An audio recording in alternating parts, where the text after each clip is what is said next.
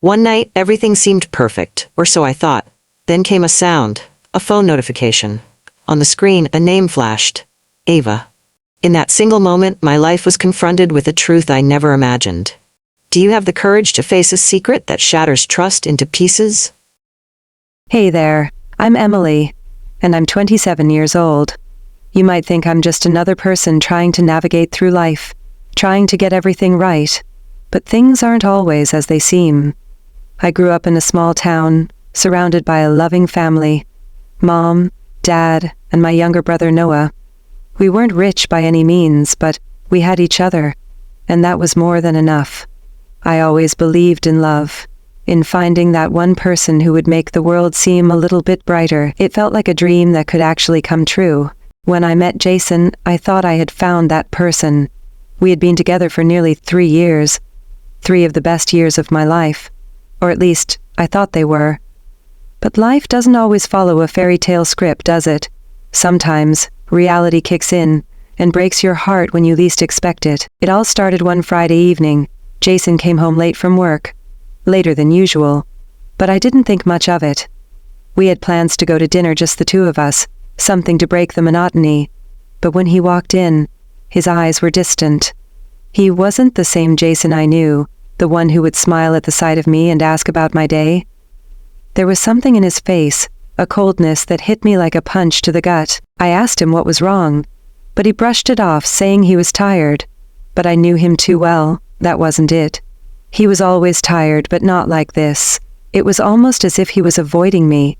That night I went to bed feeling uneasy, wondering if something was going on that I didn't know about. Then, the next day, it happened. Jason, who had always been so open with me, became distant. He barely spoke during breakfast, and when I tried to ask him again, his answer was vague, his responses cold. It wasn't like him. I was starting to feel the cracks, the silent tension that was slowly creeping into our relationship. Over the next few weeks, things only got worse. Jason's behavior became erratic. One day, he was affectionate, telling me how much he loved me. The next, he wouldn't even look at me. He would come home late, and when I asked where he'd been, he'd get defensive, saying he was just hanging out with friends. But I knew something wasn't right. This wasn't the person I had fallen in love with. The emotional distance was growing, and I felt like I was losing him little by little. I kept telling myself that maybe it was just a phase, that maybe he was stressed with work, or going through something that didn't involve me. But the more time passed, the more I realized it was something deeper. Then came the moment that shattered everything. Jason came home late one night, and I was sitting on the couch waiting for him. When he walked in, he looked at me, his eyes filled with guilt, and then he dropped the bombshell. He said he didn't think he could be in a relationship anymore. The words stung like 1,000 needles. I was numb. I couldn't even process what he was saying. How could this be happening? We had built a life together. Was it all a lie? The first shock was the betrayal in his voice, but the second moment hit me harder. As Jason was talking, I noticed something strange. He kept avoiding eye contact, his phone buzzing every few seconds on the table beside him. I couldn't help it. I looked at his phone screen. There it was, a message from someone named Ava. My heart sank. I immediately confronted him. He hesitated, then admitted it. Ava was someone he had met at work. He had been talking to her for months, emotional texting, late-night chats, and even a few secret meetups. The betrayal crushed me, but it was the way he said it, so coldly, as if it didn't even matter, that broke me. My head was spinning. I was filled with rage, sadness, and confusion. How could he do this to me? To us? The second suspenseful moment came a few days later, after Jason had moved out. I was sitting in our apartment, going through our old pictures. I was flooded with memories, good and bad, when I found a letter. It was from Jason, written a year ago, before everything started to fall apart. He had written about his dreams for us, for our future together. But as I read through the words, I realized something strange.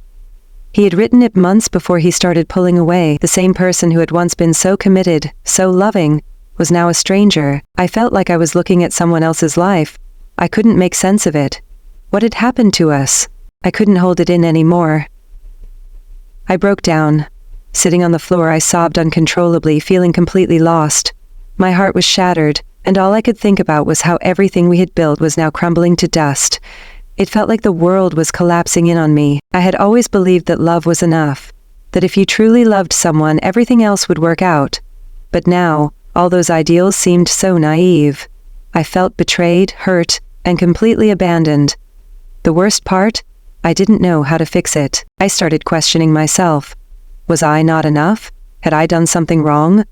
Maybe I had been too needy, too clingy. Maybe he was right and we weren't meant to be. The guilt gnawed at me, and I felt so helpless, like I had no control over my own life anymore. This wasn't the person I had dreamed of growing old with. This was a version of Jason that didn't fit with the life I had imagined. The worst part wasn't just the pain I was feeling. It was seeing how it affected everyone around me. My parents, who had always supported us, were now worried about me. They could see the toll it was taking on me, how I was becoming a shell of the person I used to be. My brother Noah tried to cheer me up, but I could see the sadness in his eyes too. He hated seeing me like this. And then there were our friends.